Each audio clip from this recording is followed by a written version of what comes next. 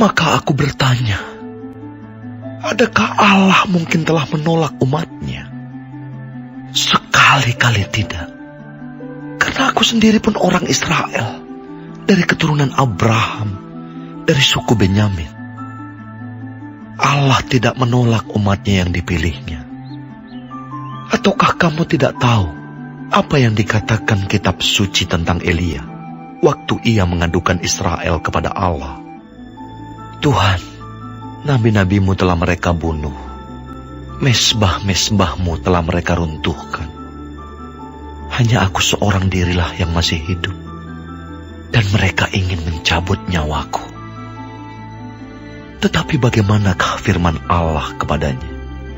Aku masih meninggalkan 7.000 orang bagiku, yang tidak pernah sujud menyembah Baal. Demikian juga pada waktu ini, ada tinggal suatu sisa menurut pilihan kasih karunia. Tetapi jika hal itu terjadi karena kasih karunia, maka bukan lagi karena perbuatan. Sebab jika tidak demikian, maka kasih karunia itu bukan lagi kasih karunia.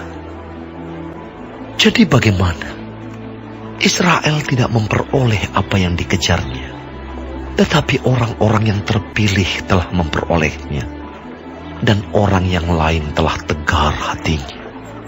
Seperti ada tertulis, Allah membuat mereka tidur nyenyak, memberikan mata untuk tidak melihat, dan telinga untuk tidak mendengar, sampai kepada hari sekarang ini. Dan Daud berkata, biarlah jamuan mereka menjadi jerat dan perangkap, penyesatan dan pembalasan bagi mereka. Dan biarlah mata mereka menjadi gelap, sehingga mereka tidak melihat. Dan buatlah punggung mereka terus-menerus membungkuk. Maka aku bertanya, adakah mereka tersandung dan harus jatuh? Sekali-kali tidak. Tetapi oleh pelanggaran mereka, keselamatan telah sampai kepada bangsa-bangsa lain, supaya membuat mereka cemburu. Sebab jika pelanggaran mereka berarti kekayaan bagi dunia, dan kekurangan mereka kekayaan bagi bangsa-bangsa lain, terlebih-lebih lagi kesempurnaan mereka. Aku berkata kepada kamu, hai bangsa-bangsa bukan Yahudi, justru karena aku adalah rasul untuk bangsa-bangsa bukan Yahudi, aku menganggap hal itu kemuliaan pelayananku, yaitu kalau aku dapat membangkitkan cemburu di dalam hati kaum sebangsaku menurut daging, dan dapat menyelamatkan beberapa orang dari mereka.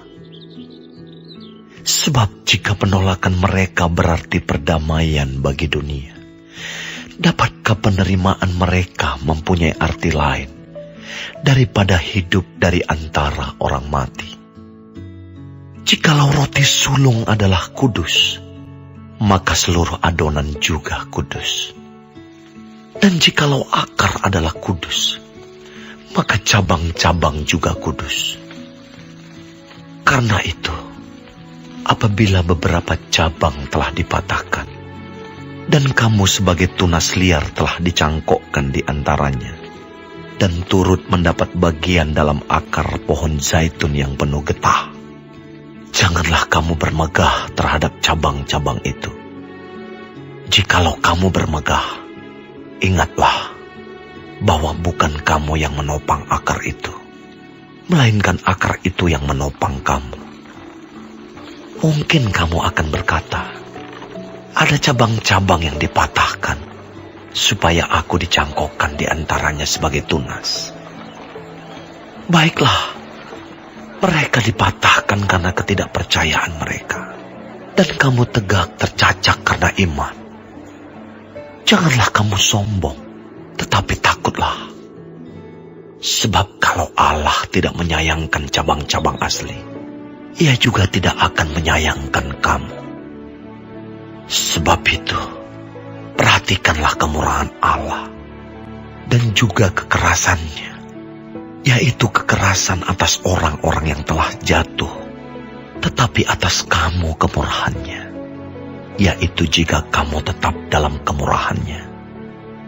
Jika tidak, kamu pun akan dipotong juga.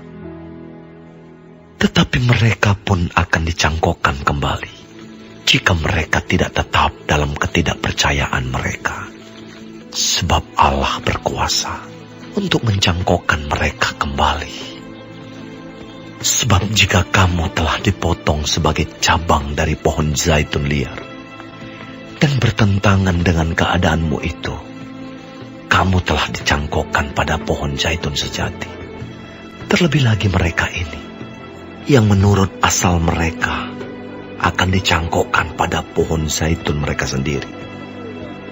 Sebab, saudara-saudara, supaya kamu jangan menganggap dirimu pandai, aku mau agar kamu mengetahui rahasia ini. Sebagian dari Israel telah menjadi tegar sampai jumlah yang penuh dari bangsa-bangsa lain telah masuk. Dengan jalan demikian, seluruh Israel akan diselamatkan. Seperti ada tertulis, dari Sion akan datang penebus. Ia akan menyingkirkan segala kefasikan daripada Yakub. Dan inilah perjanjianku dengan mereka, apabila aku menghapuskan dosa mereka. Mengenai Injil, mereka adalah seteru Allah oleh karena kamu. Tetapi mengenai pilihan, mereka adalah kekasih Allah oleh karena nenek moyang. Sebab Allah tidak menyesali kasih karunia dan panggilannya. Sebab sama seperti kamu, dahulu tidak taat kepada Allah, tetapi sekarang beroleh kemurahan oleh ketidaktaatan mereka. Demikian juga mereka sekarang tidak taat, supaya oleh kemurahan yang telah kamu peroleh, mereka juga akan beroleh kemurahan. Sebab Allah telah mengurung semua orang dalam ketidaktaatan, supaya ia dapat menunjukkan kemurahannya atas mereka semua. Oh, alangkah dalamnya kekayaan, hikmat, dan pengetahuan Allah. Sungguh tak terselidiki keputusan-keputusannya, dan sungguh tak terselami jalan-jalannya. Sebab, siapakah yang mengetahui pikiran Tuhan? Atau siapakah yang pernah menjadi penasihatnya? Atau siapakah yang pernah memberikan sesuatu kepadanya, sehingga ia harus menggantikannya? Sebab segala sesuatu adalah dari Dia, dan oleh Dia, dan kepada Dia.